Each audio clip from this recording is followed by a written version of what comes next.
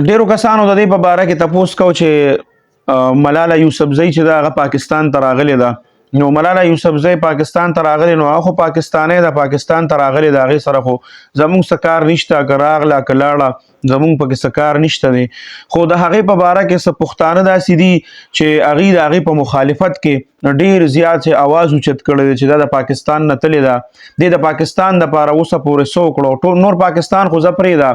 هغې تېنه دا ډیمانډ کړی دی چې دې د خپل پښتنو د شانګلې د سوات دپاره چې د کومې علاقې ده د هغې دپاره دې څه وکړو،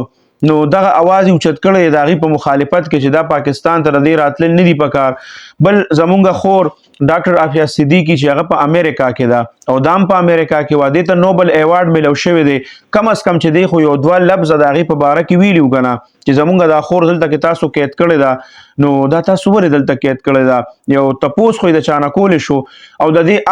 آیډیل څوک و، دی به وایي چې زما آیډیل چې کوم دی هغه زما اوباما دی، هغه د امریکې صدر دی. او دا کم پښتانه بعض پښتانه داسې دي چې هغه د دې په حق کې اواز اوچت کړی دی، نو دا کم چې په حق کې اواز اوچتوي نو دوی ته زه صرف یو دوه خبرې کول غواړم. دې په خپلو بیانونو کې د امریکې نه دا بیان ورکړی دی چې زه بورقې ته ګورم او زه حجاب والا زنانو ته ګورم او زه ګیرې ته ګورم، نو ما ته هغه د کاڼو هغه زمانه را یادېږي.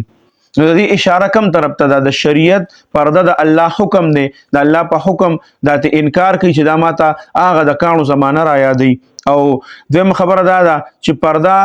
برقه دا خو د الله له طرف نه د دې حکم راغلی دی که نه، او دا ګیره چې کوم ده نو د دې هم د الله له طرف نه حکم راغلی، نو دا چې دې ته د کاڼو هغه زمانه یادوي نو د دې عقیده څه شو، د دې نظریه څه شوه. دویمه خبره دا ده چې دې په خپلو انټرویوز کې دا بار بار دا ویلي دي چې دا یو سړي سره د اوسېدو دپاره نکاح چې کوم ده نو هغه ضروري نه ده، نو نکاح هم زمونږ د دین حصه ده، نو که چېرې دا بغیر نکاح نه یو سړي سره اوسېږي یا اوسېدلي داسې، نو د هغه د امریکې او د یورپ هغه هر څه چې دي هغې خپل کړي دي، ځکه دا په امریکا او په یورپین ممالکو کې دا قسمه څیزونه چې هغې نکاح میکاح نه بس هلک که غواړي جینۍ سره اوسېدي شي، که جینۍ غواړي هغه هلک سره اوسېدي شي. نو زه صرف دغه پښتانه چې هغې ته سلام کوم چا چې مخالفت کړی دی، نو هغې په خپله دا نظریه لري، هغې وایي چې ګیره دا د دین حصه ده او برقه چې ده پرده چې ده حجاب دا د دین حصه ده، نو هغې په دغه بنیاد باندې مخالفت کړی دی، هغې په دې بنیاد باندې مخالفت کړی دی چې دا نکاح چې کوم ده دا د دین حصه ده او دا نکاح چې ده دا زمونږ د نبي کریم صلی الله علیه وسلم سنت دی. نو هغې د دې وجې نه چې دې چونکې دې دین پسې خبرې کړی وې او د شریعت په داسې کارونو پسې خبرې کړی وې، د هغې مخالفت یې کړی، نو دکه پښتنو هغه دیندارۍ د وجې نه د هغې د وجې نه هغې هم د دې ملاله یوسفزۍ په پاکستان ته د راتلو مخالفت وکړو. او دا څوک چې تایید کوي او د هغې په حق کې بیانونه ورکوي، نو یاد ساتئ دغه خلکو له په خپل ګریوان کې کتل پکار دي او خپل ګریوان کې ولا لږ ساعت چې دی په خپل ګریوان کې وګوري، سوچ وکړي چې آیا زما خپله کور والا زما خور زما د کور زنانه دا بغیر حجابه ګرځي، پښتنو هغې تایید کړی دی چې دا د پاکستان ته راځي او د هغې دپاره اواز اوچت کړی، نو ستاسو خپلې زنانه بغیر پردې ګرځي بغیر حجابه ګرځي، آیا ستاسو د ګیرې ستاسو زنانه چې کوم دي هغې په ګیره پسې خندا کوي، تاسو چې کوم دی د هغې تایید کوئ، نو تاسو آیا ګیره چې کوم ده نو دا د دین نه بار ګڼئ؟ دا یا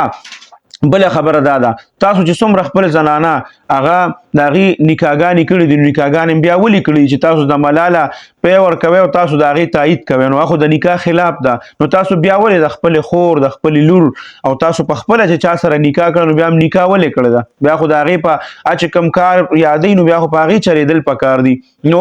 دوه قسمه پښتانه پکې دوه ډلې شوي دي، نو دا کم چې د هغې مخالفت کوي نو د مخالفت وجه ما تاسو ته وویې چې هغې ولې مخالفت کوي، او دا څوک چې تایید کوي نو دغه زما د اندازې مطابق که هغه ما ته پکې اکثرو خلکو ووایي چې څوک دی طاهر خان دی یا ټي کې آر والا څوک دی هغې هم تایید کوي، داسې نور کسان دي هغې هم تایید کوي، نو هغې چې تایید کوي نو هغې ته به د دې څیزونو پته ني، د دې سيزونو دا چې هغې ته پته ولګي نو انشاءالله هغې به هم د دې خبرو مخالفت کوي ځکه چې دا خو زموږ د دین یو حصه ده نو هغه پاکستان ته راغلی که پاکستان ته ډېر خلک ځي او راځي هغې سره زموږ څه کار نشته خو بار خلکو بار وایي چې دا مخالفت خلک ولې کوي او دا کم خلک چې تایید کوي نو دوی ته د ملاله یوسفزۍ په باره کې پوره پته نشته نو هغې په خدمت کې زما درخواست دی چې دی دا قسمه خبرې کړي دي او دا په ریکارډ باندې د دې دا انټرویوګانې موجودې دي تاسو یې وګورئ خیر دی